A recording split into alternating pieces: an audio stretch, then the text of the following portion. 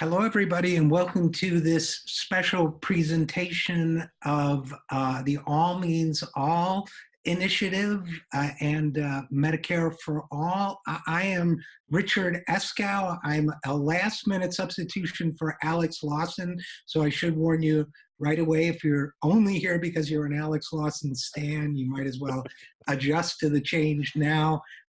If you don't know me, I'm the Senior Advisor for Health and Economic Justice at Social Security Works, and I also have a radio program, television program, and I'm a writer. I've been very involved with the Medicare for All issue for some time. I had a previous dark life in the health insurance industry, actually.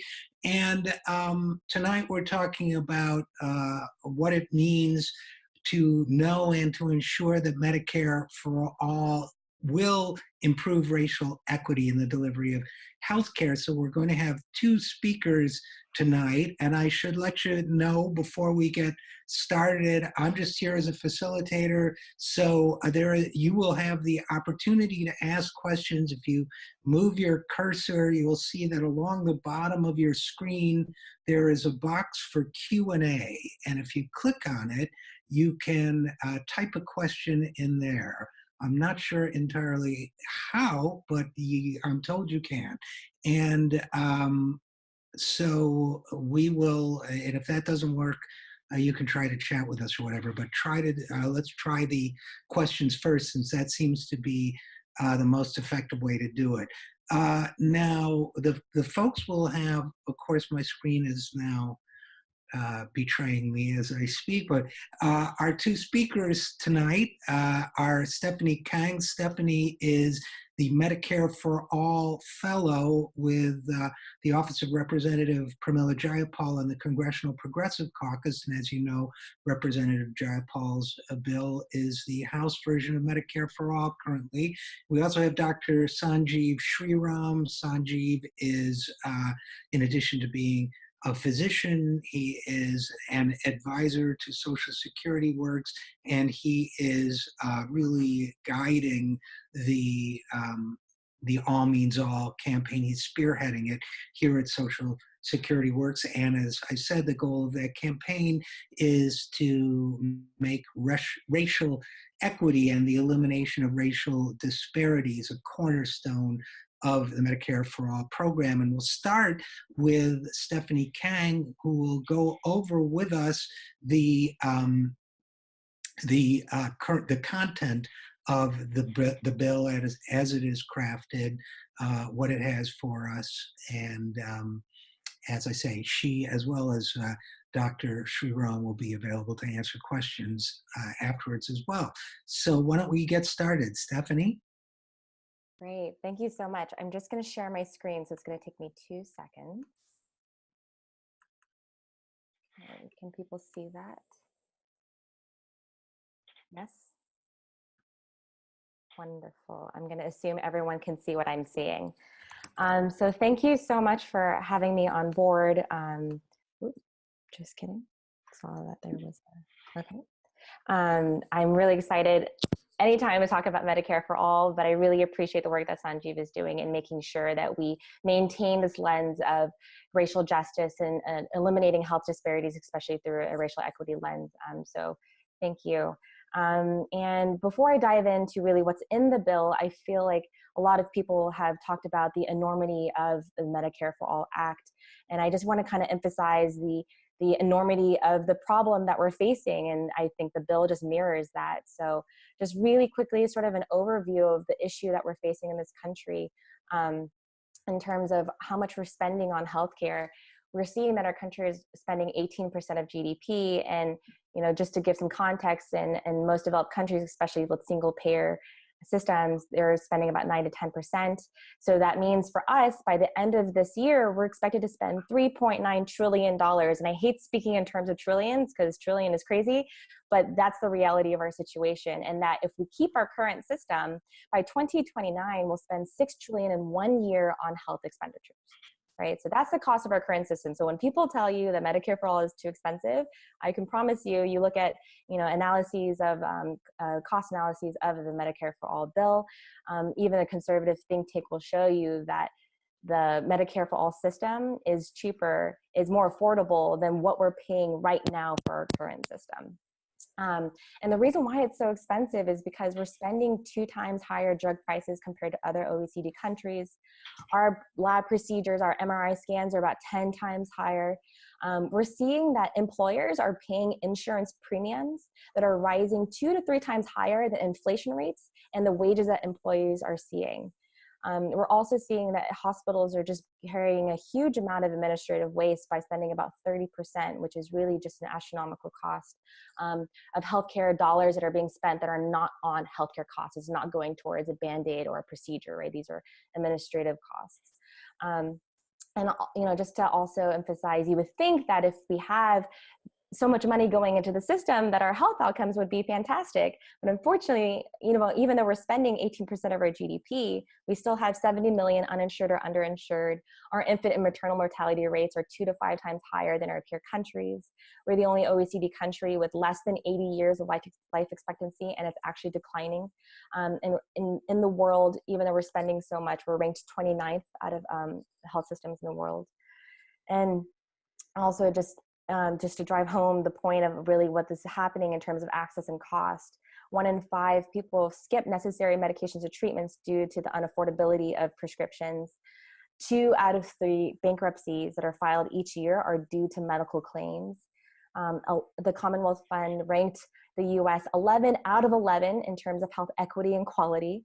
And that this is, to me, the biggest issue. Even though we have all of these other issues, right, that I've talked about in terms of affordability and access, 80% of people, if you ask them of how do you rate our healthcare, they would say it's good and that it's excellent.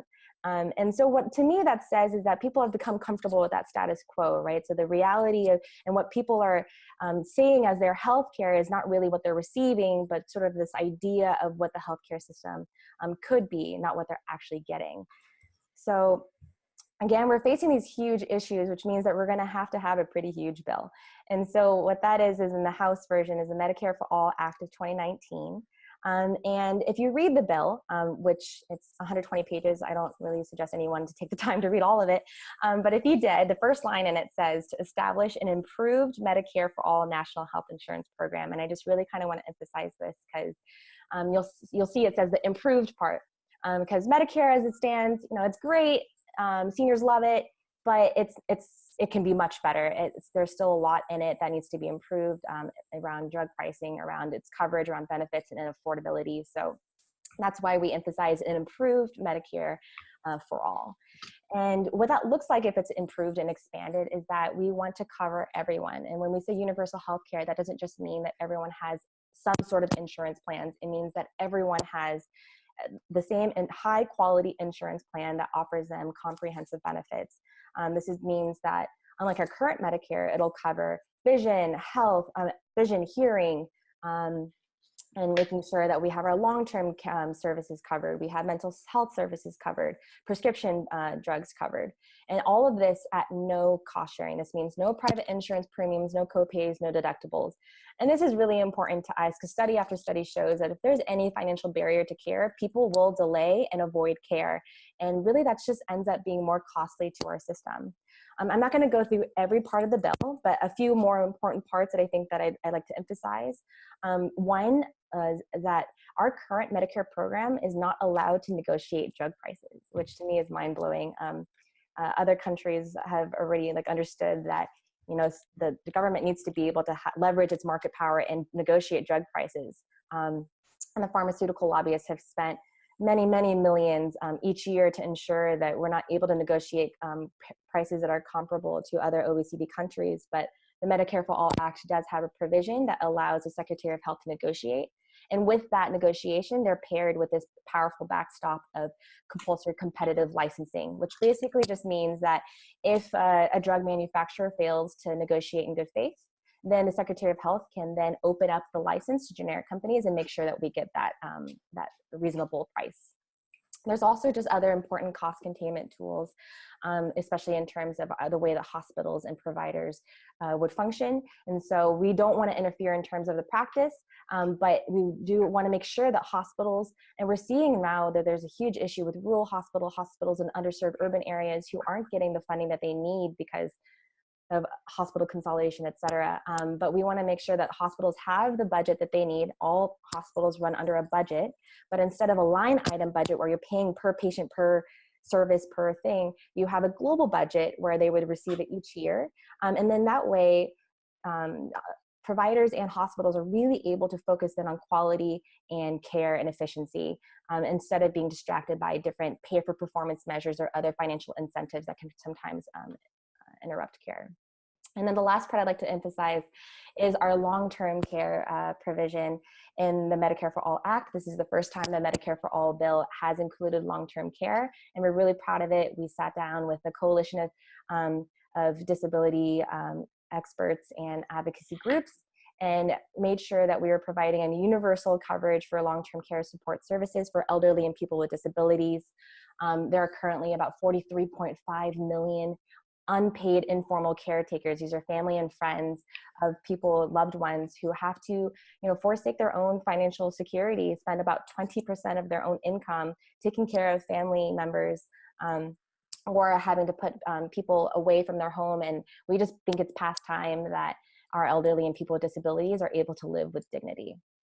And so now that I've very quickly gone over what the Medicare for All Act is, I just kind of want to summarize one thing, and make sure that we're all equipped with a couple talking points of, when people say like Medicare for All is this, like, exactly how to respond. And the biggest one that I thought of, if I was going to pick anything, was this one.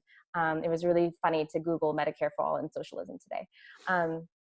So you hear it all the time. This is one of the favorite Republican talking points, is that this is socialism. And I would just love to remind people that, when FDR introduced a New Deal and introduced Social Security, it was called socialist. When Lyndon B. Johnson introduced Medicare, it was called socialist. And I'm pretty sure, if you try to take away either of those programs right now, it wouldn't go great. So this is just a talking point, insurance talking point that we've seen time and time again. And I just want to make sure people understand that we're not selling socialism. We just every other country, every other developed country in the world has long understood that health cannot be treated as a commodity, and that we have to remove the profit motivated industries from our healthcare.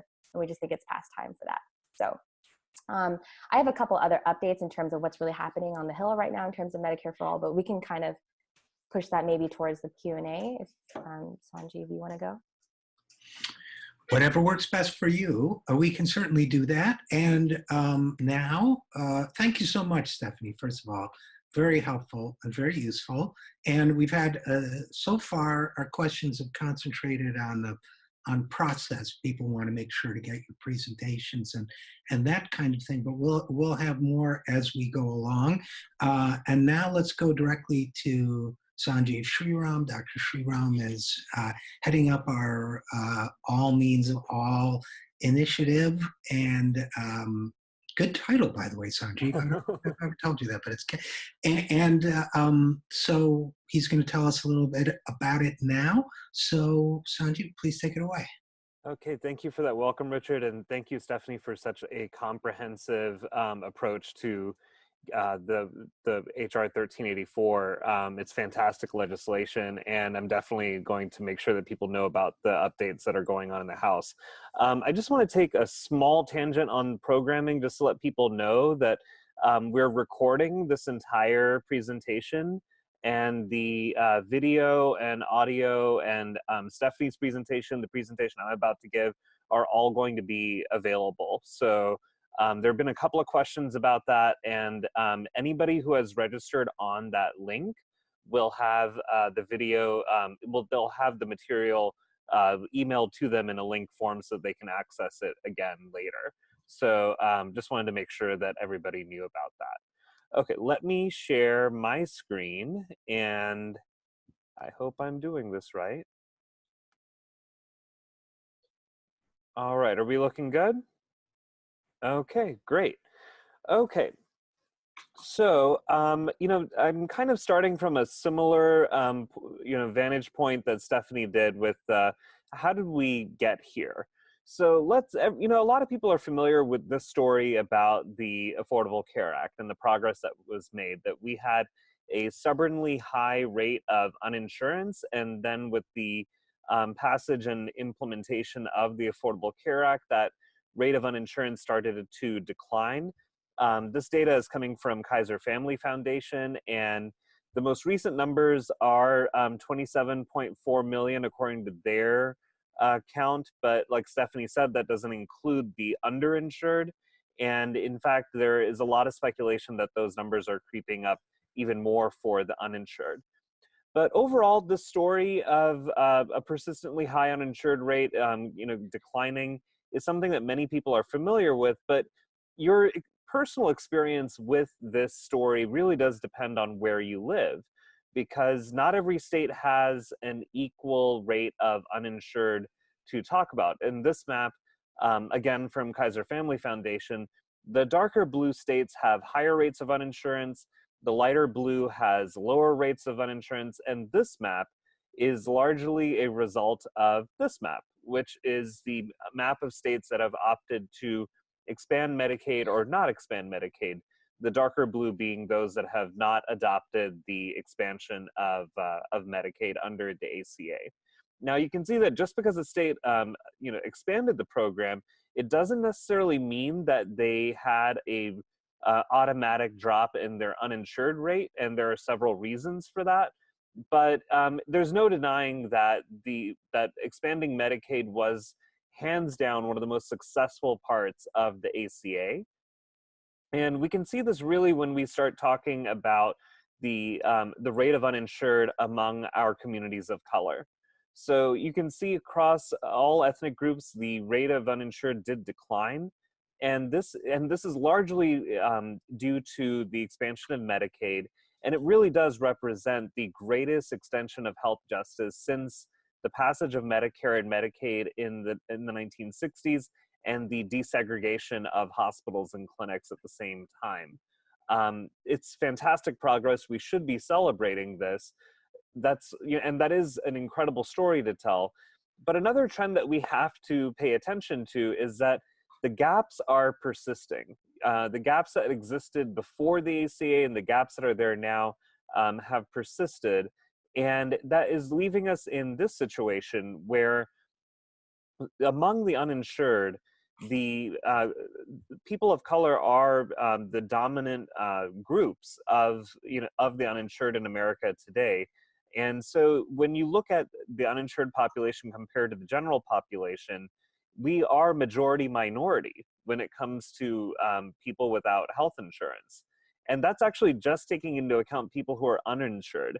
If we were to consider people who are underinsured, these numbers are likely to be much worse. But I'm going to go ahead and just use this as sort of a starting point, and that when you talk about the uninsured in America, we are talking about a majority minority population. And some people listening may be familiar with that term, majority minority, and that it might be used, and a lot of the political reporting uses it in the year 2040. But I would actually encourage people to start thinking about the United States being a majority minority country now. And the snapshot on the left is our population and the year 2015. And what you can see is that we have an older white population and a younger population of melanin. And this distribution is what we are largely going to be seeing for the next 10 years. And we have become a majority minority population, especially among our youth, when you consider that in 2011, 50.4% of our babies were people of color. Also in 2011, children under age 10 were majority minority in 13 states. And the 2014-2015 school year was the first school year in public schools where minority students surpassed white students. And next year, not 2040, but next year, over half of the country's children will be minorities. So if you're thinking about a majority minority country, it's best to think about it now. To me, the year 2040 is about 30 years too late.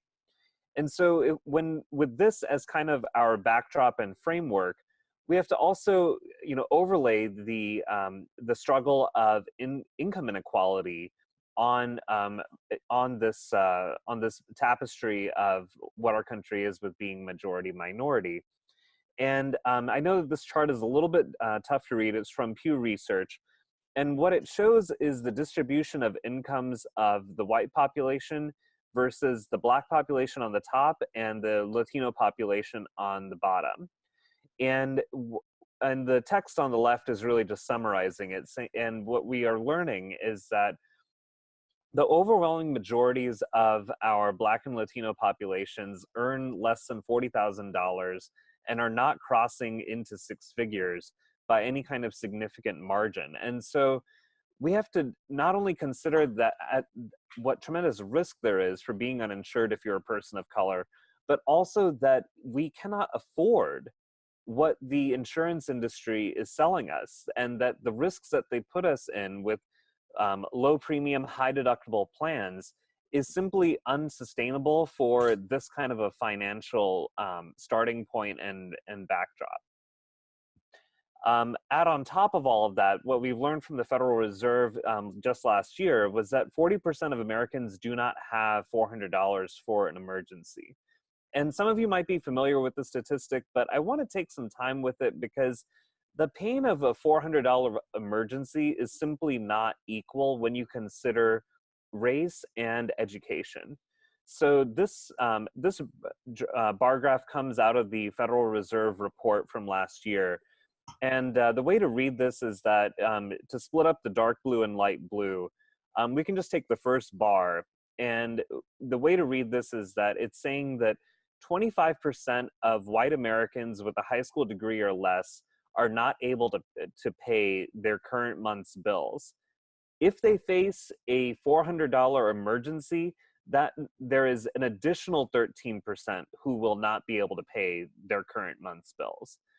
And if you scan down to the Black population that has a college degree or more, it's striking to see that as it is, 21% are struggling to pay their current month's bills.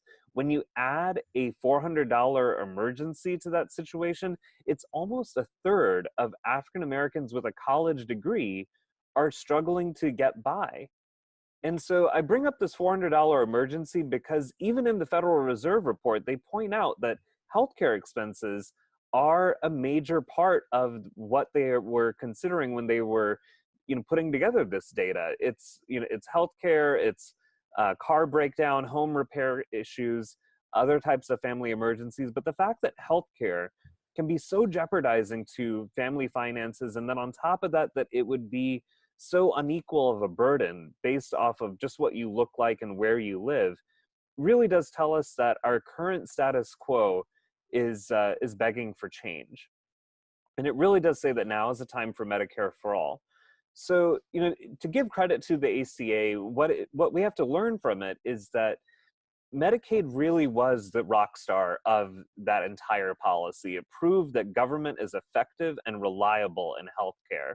It also showed the problems of federalism, because when you have a Supreme Court ruling saying that Medicaid expansion is optional, and then states that do opt to expand Medicaid decide that they want to toy with work requirements, with time limits, with all kinds of other restrictions, which again are particularly onerous for people of color, it demonstrates the problematic approach to policymaking when it comes to federalism.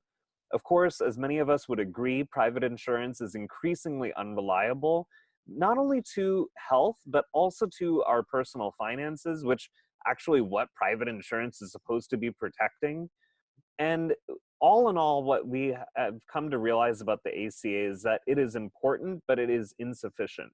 And especially for racial equity, it's important. Like I was saying before, the expansion of Medicaid has been one of the most important extensions of health justice in the last 50 years. But at the same time, it is insufficient because where you live, what you look like, and what you earn are still giant obstacles to whether or not you have the basic human right of healthcare.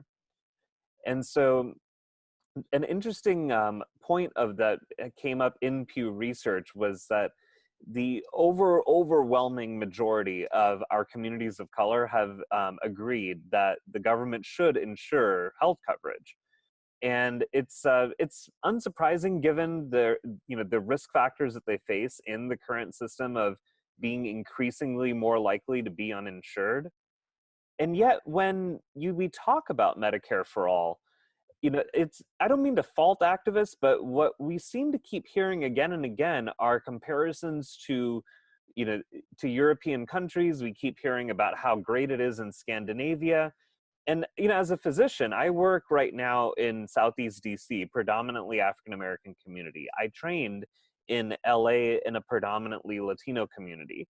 And if I were to go to those communities and talk about Medicare for All and say how great it is in Scandinavia, I may as well be talking about Westeros and say that, single payer from King's Landing all the way up to, to Winterfell is fantastic. And I would likely get the response that it sounds like a lot of white peopling. It isn't something that is necessarily wrong. It's just a question of whether it's relevant to the way healthcare is experienced in our communities of color. And for that reason, we are launching the All Means All campaign. And I want to take a little bit of time to talk about like what is our goals, what is the work that's going to be involved, and to really recruit people who are listening to join us in these endeavors. I think that this is an exciting time to be part of this movement. So our main goals are to engage minority communities who have been overlooked and under-prioritized, to connect Medicare for All and policies that lower prescription drug prices to eliminating health inequities. And in order to do this, we have 4 lanes of work that that we will need to engage in. One is that we really want to take our message to communities of color and make sure that this is on the radar at the grassroots level. And I'll elaborate a little bit more. Number 2 is to really make sure that we are on the agendas of academic medicine and public health. 3 is the political work of pushing members of Congress and our 2020 candidates, both not just for president, but, which I think has become like an all-consuming thing in political reporting, but even for people who are running for Congress in 2020, as well as governorships, state legislatures, city councils. Again, I'll elaborate more. And then finally, to make ourselves known on social media, to go viral. And so the first lane of work that I want to talk about is how do we engage and energize communities of color. To me, I think that we really can follow a lot of what has been done so far in civil rights and the LGBTQ movement, where they began where people are. And they started conversations about the issues that were relevant to them and made policies personal. And to me, I think this means that we go to nail salons, barbershops, churches, mosques, libraries, and we really are, hoping to make the ownership of Medicare for All feel personal, that it feels relevant. And to do this, I really am, excited to partner up with Center for Popular Democracy and National Nurses United, simply because these are 2 organizations that have really done a tremendous amount of legwork. And in this entire campaign, I'm really trying hard not to reinvent each other's wheels. The people at CPD have done a lot of community organizing at the grassroots level, and NNU has initiated a fantastic canvassing campaign. And if you are a physician or medical student who is listening to this right now and would like to get linked up with them, I'm happy to be your liaison, and I'm sure that these organizations are happy to bring you on and have you be part of their teamwork. So this is one lane of work, which is to really start at the grassroots. Another one is that we have to really become part of the routine conversations in the halls of academic medicine and public health. And to their credit, PNHP and Students for a National Health Program, AMSA, and National Nurses United have again done a lot of legwork to get us on the schedules of grand rounds and noon conferences at hospitals and medical schools. I agree that we need to actually step it up and go to national conferences, regional conferences, with the goal of building legitimacy around Medicare for All and in inspiring some urgency around racial justice in our ivory towers. And in doing so, I strongly believe that we can recruit more healthcare providers and public health experts to join us. And so again, if your hospital or medical school is interested in hosting a speaker about Medicare for All and racial justice at Grand Rounds or Noon Conference or whatever gathering you've got, let us know. We're happy to connect you with speakers. If one of us has to come out and speak, we'll do it. This is an opportunity to, legitimize this movement in ivory towers and give it some and give it some real gas. Next up, when it comes to pushing our politicians, again, our friends at CPD have done a tremendous amount of work in training people how to engage candidates and current office holders through town halls, local district offices, and even here in DC. They are champions at bird dogging. These guys are the Jedi masters of this. I highly recommend that if you guys want to learn more about bird dogging to meet up with our friends at CPD. And by talking about Medicare for All through a racial justice and equity lens, we're giving a chance for politicians to reframe this dialogue, to get reacquainted with it, and to perhaps reconnect with communities that they have not always had a lot of conversations with when it comes to health policy. And to that end, I really want to give a shout out to our friends at Public Citizen, because right now they have got an initiative to have Medicare for All resolutions get passed at the levels of city councils and county municipalities. And the reason why that's powerful is because if you're a member of Congress and you see that your cities and counties are taking interest in Medicare for All, this is going to be a harder and harder topic for you to avoid. And also that it's actually giving your local hospitals and healthcare providers a tentpole to gather around and to say that, look, our city cares about this, our county is into this, and we need Congress and our state legislatures to get behind us. So to learn more again about Public Citizen, please get Public Citizen's Medicare for All resolution work. Please get in touch with me. I've been working with them a bit more, and we're excited to collaborate on this further.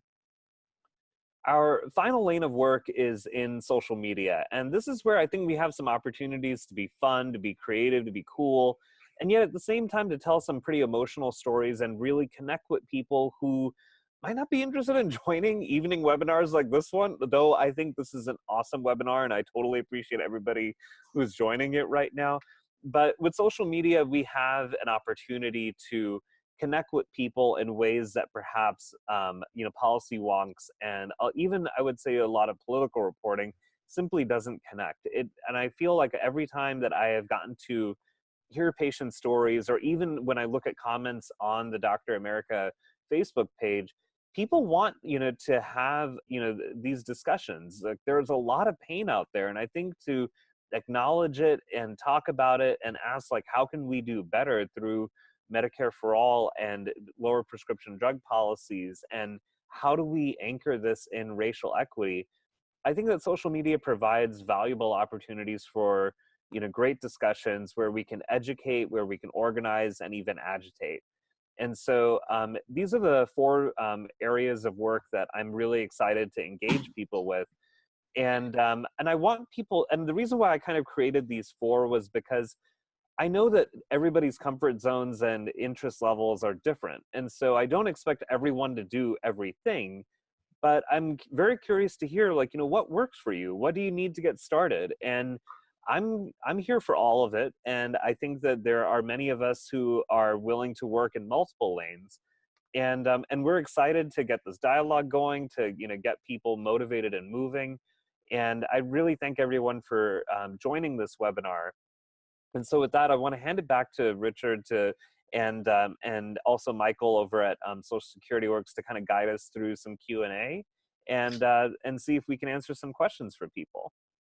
And we do have some questions, so let's get to, first of all, we have a couple folks here from Center for Popular Democracy and Jennifer thanks us for the shout out. And we also have just disappeared, Julia, also at CPD, saying people want a bird dog with them. They're going to South Carolina, Iowa, and New Hampshire Oh, during awesome. recess. And we'll send around more information. I think Darius is here We too. put a We'll link send to that around in the more chat. information on that shortly. In terms, or I imagine we'll do it when we send out the presentation materials. And about that, I think we will be sending out, in addition to the videos, copies of the PowerPoints as well, the slide decks as well. So, because we had a question about that, a couple questions, a couple different varieties of questions here, a couple questions about the bill itself. So maybe Stephanie will want to take them first. One of them is, will Medicare for All protect our right to choose and access to safe and legal abortions? Questioner says, I know it removes the Hyde Amendment, which is course, something we were all looking for in it, but would it protect women in Georgia and Ohio, et cetera, with all these state initiatives taking place? So anyone want to take that? Stephanie? Sure. So thanks for the question, Jennifer. And just to be clear, the bill text doesn't directly repeal the Hyde Amendment. What it does is that it includes a non-discrimination clause. And that non-discrimination clause bars discrimination on the basis of pregnancy, including termination of pregnancy. And so through there, regardless of what is happening at the state level, it will, it is very clear that there's a provision that would disallow Hyde restrictions, basically, somewhat inadvertently, but it'll protect the woman that you're thinking of, especially with what's going on right now in Georgia and Alabama, et cetera. Yeah, it raises an interesting question. If you have a procedure that's covered under the national benefit, but a state attempts to make the procedure illegal, that I guess gets to be a court question. Yeah.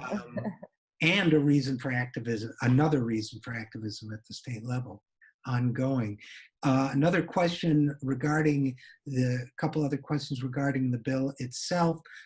Is there any specific funding in the bill that's focused on confronting health disparities, like an equity focus for funding, especially by shifting the distribution from hospital to community health centers and/or community health, e.g. community health workers, for programs in most affected or neglected communities? That's the question. Yeah, and that's a great question. In the bill itself, it does explicitly say that in the national health funding for hospitals and providers, that within that budget, it's specific for efforts to decrease health care disparities, especially in rural or medically underserved areas. And also there's a whole provision focused on addressing health disparities. And what this will do is focus on collecting data, monitoring data, and also require the Secretary of Health to actually implement actions to address those health disparities based on the reports that are collected. But again, it was specifically in terms of the payments, there are two sections in the bill that explicitly say that there is funding for decreasing health care disparities, especially based on geographical region. Yeah, and we had a related question about how Medicare for All will address the legacy of racial redlining and segregation, related, not exactly the same issue, of course, which impacts the hospitals Black and brown patients get access to and the qualities of hospitals they have access to. And I'm sure the questioner is thinking, among other things, of the studies showing that Black ambulance patients are have been redirected to historically Black hospitals, even when historically white hospitals are closer in cities like Los Angeles. So that redlining and de facto segregation, in addition to your answer, is there anything affirmative in the bill about that? Or Stephanie, would your answer address that? Sure. I think this is a really important point, and thanks, Michelle, for bringing this up. And when we think about addressing racial inequities and also structural racism, the Medicare for All bill cannot address the entire issue. I mean, this issue is much deeper and more systemic than that, I believe. But what I would say is that Medicare for All, in terms of providing universal health care and providing equitable access to care, and is an important and critical step towards addressing, legacies, whether it's, provider bias or racial redlining, et cetera, that happens. And I don't know, Sanjeev, if you want to expand on that.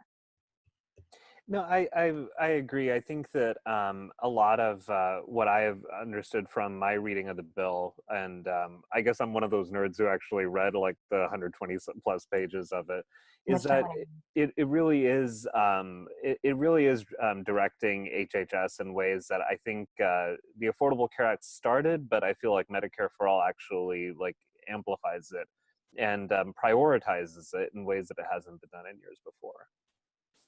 Yeah. Okay, and last question, I believe, unless another one comes in about the content of the bill itself. Questioner asks, the UK has a cost benefit. And by the way, I'm people want to be named, I'm sorry, but in the questions I figured it would be better just not to, but the UK has a cost benefit analysis for drug coverage. Only drugs above a cost benefit threshold are covered. Are you considering anything like that? Well, the bill's drafted, but and presented, but do you have a response to that, Stephanie? Sure. The way that the current prescription drug provision is written is more about the way that the price would be determined, which is also including a cost effectiveness, budget impact on coverage, et cetera, and considering those factors in terms of determining the price. In terms of what actual particular drugs would be covered, there's not like a specific threshold that is determined in the bill at this time. So we have, okay, thank you for that, Stephanie. And then kind of pivoting to the organizing, one question just disappeared. I don't know why, but the remaining question was very similar. So I will ask that one. Any advice for approaching POC, poor and dispossessed communities and organizations that some of us advocates may not be a part of? In other words, I guess meaning ways entree into these communities, ways to pitch to them, and so on. Yeah. It's a great question, and I think that our friends at CPD have actually done this kind of work before, and I was talking to some of their leadership earlier this week, and it sounds like they've already actually gotten started, because the way that the Center for Popular Democracy works is that it's a large coalition of organizations at the grassroots level across the country. And so a lot of them have already made those kinds of introductions and established those relationships. And so for the people who are listening now, I would say that it's great to get connected with a group like CPD who have already kind of introduced themselves, that have already kind of established that rapport.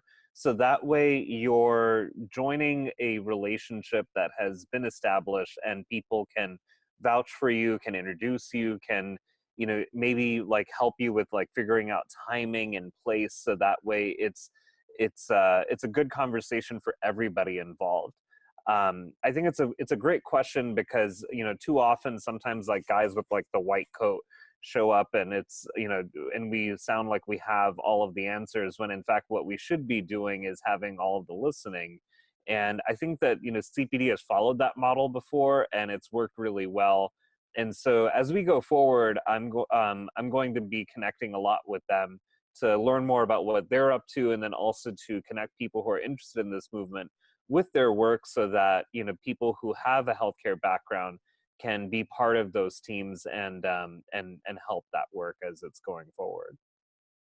One of the things that's been striking to me regarding this question is the fact that some of the communities that will benefit most from Medicare for All, including the communities you're targeting, Sanjeev, but also including the elderly, for example. of all demographic groupings, and lower income households of all demographic groupings are the ones who, it seems to have the greatest disconnect from the topic. I mean, it seems where that's the greatest organizing opportunity, but also the opportunity to create a language and a way of communicating this issue to those communities that makes it, that connects that that reconnects that rupture, if you know what I'm trying to say. Yeah. And I think what it is that it's that, you know, a lot of the pain that is going on in the status quo of American healthcare has to, you know, be heard and acknowledged. And I think that that's actually like kind of the first hurdle for a lot of our engagement with communities, is to help understand that, you know, we shouldn't be so defensive of our medical establishments, whether they're prestigious hospitals, whether they're medical schools, or you know, clinics with great reputations. I think that it's important to kind of like, you know, have some sense of humility and understanding that, you know, what people have gone through is, you know, like that there is a difference between the intentions of these organizations, these medical organizations, and their impact. And I think that if we're willing to, you know, take time to hear out the impact, to hear what the pain is, and then connect where Medicare for All might be addressing that pain and how it might be, you know, personally valuable, I think that those are great conversation starters. And I think that that's something that can, you know, make the policy feel more real to people who, you know, who are used to thinking of it as just another political talking point or ploy. Okay, great. Well, we don't have any additional questions. We have a few announcements. I'm not going to give the links because they're very long alphanumeric strings, but we will, I think, try to we do have one last question, actually. So before I get it, do you have any advice for talking with folks who are wary of quote unquote government? Oh, the questions are coming in now. See, we just had to prime the pump. Do you have any advice for talking with folks who are wary of quote unquote government run programs and prefer their own community programs to take care of themselves? Many POC communities have this point of view. Yeah, I think it, oh, sorry. I mean, you know, I'd like to just sort of take a chance at the question, just because, you know, the clinic that I work at is the ARC in Southeast DC, and a lot of people who come to see me, like those kids and their parents, they identify us as the ARC, and then a lot of them, you know, will then kind of figure out like, okay, yeah, we're part of Children's National. But then to actually understand that we have relationships with Medicaid and with the DC government and with the federal government are, you know, like that isn't necessarily our first identity, like at the quote unquote storefront. And I would say that a lot of that is not necessarily changing. Like, I mean, I don't see my clinic and the way that, you know, my personal work and our established reputation in our community and our connection to community, I don't see that changing a whole lot with Medicare for All. I feel that, you know, we have established ourselves as a trusted voice, as people who care a ton about kids in Southeast DC. And what Medicare for All would do is just pretty much make it more secure for those kids as they become older and as they become young adults, that I'm not throwing them out to the wild after having spent years taking care of their health, that they will have a secure, reliable form of healthcare through Medicare for All. And I think like that's actually kind of an important thing to communicate, is that the neighborhood clinic that you know and love is not going anywhere. It's just going to have, you know, stability. Okay, great. Well, and last, Stephanie, Stephanie, I'm sorry. Yes, of course. No problem. And yeah, and I thank you so much for that question. I think it's really important, especially when you see people conflating government-run programs with Medicare for All. And I just want to make that differentiation. You know, Sanjeev was mentioning earlier when we compare to other countries, and one thing I hear all the time is being compared to the UK, where they have government providers and a government insurance program. just want to make it really clear that the Medicare for All bill is not a government-run providers. Providers still stay with the status that they are. And what this actually does is that community programs, whether it's a community health center or you're a small rural hospital, what the Medicare for All program does is not just guarantee that patients can access them, but that these centers can stay in business. And what we're seeing right now is a lot of them are closing. And a lot of these people in areas where this is their only access to a health center are now, having those opportunities taken from them because of the rate that hospitals are consolidating and these centers are closing down because of rising healthcare costs.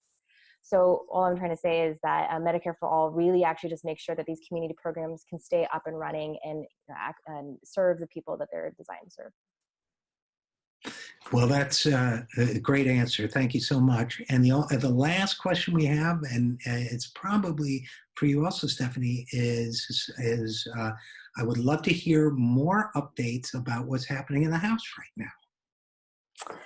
Oh man, guys, it's very exciting what's happening right now. Hopefully you guys were able to catch what happened on April 30th. Sanjeev was there at the hearing. It was incredibly amazing, and it was a historic first congressional hearing on the Medicare for All bill. And if you guys haven't had a chance, please watch some clips. Adi Barkan was, of course, incredible and opened up the testimonies, but I would encourage people to also see the testimonies of our other experts. It was actually a substantive hearing where we talked about the policy and also remember the human element, and that we're talking about life and death here. We're talking about people and patients' lives. And that same day, we actually received news that the Ways and Means Committee is going to also be holding a hearing. That date is yet to be confirmed. And that next week, there is a budget hearing. And I just want to clarify that this is a budget hearing on the CBO report on single payer. So, of course, we're talking about single payer. Medicare for All will be talked about, but this is a hearing only with the CBO experts who designed the single payer report that came out recently. All right, so I guess that's it, unless, by the way, the announcements, apparently you've all been seeing them all along, so I don't need to make them. And I guess unless Sanjeev or Stephanie, you have any closing remarks, anything you want to say in conclusion? Stephanie? Sure. So again, thanks so much for having me on here. I really appreciate the opportunity to talk about Medicare for All. And I just want to say that all of the exciting things that are happening in the House right now is because of what is happening outside of the House, right? There's this incredible momentum that has risen in a quite short amount of time. And it's incredibly impressive what is happening at the grassroots level. And I just encourage everyone to keep that drumbeat going. We need it to persist. And, should things change, should administrations change and the way that our House and Senate, is, then guys, it's incredible really to see how much of a potential reality Medicare for All is in a quite near future. So thank you so much, Stephanie. And Sanjeev, any last words? Yeah, I want to thank everybody for joining us. I want to thank, Stephanie for, all of her expertise, and for Richard for, kind of guiding us through all of the Q&A and everything. It's been a really great evening. I also want to just thank everybody who's been putting in info in the chats, like all of these great links. I'm going to find a way to make sure that all of this information, in addition to the slides and all of this stuff, I want to make sure that everything is available to everyone so that we can get to work. I mean, there's a lot to do, and it looks like a lot of you have already been super active. It looks like we definitely have some friends from CPD and NNU who are on the webinar right now, and they're posting their links. I want people to definitely know about all of this. So we'll find a way to keep this momentum going. And we will spend more time in future webinars about each of these different lanes of work so that we can talk a little bit more with our friends at CPD and NNU and Public Citizen about like what exactly we need to do next and what's coming up on the calendar, and how we mobilize. So thank you guys all so much for joining. We will be in touch. We are going to keep this going. And thank you again to everybody at Social Security Works and Stephanie and Richard. This has been a great evening. Really appreciate it. thanks, everyone. And that's it. So thanks so much, everyone, for joining in. And we will be back to you with more information. Good night.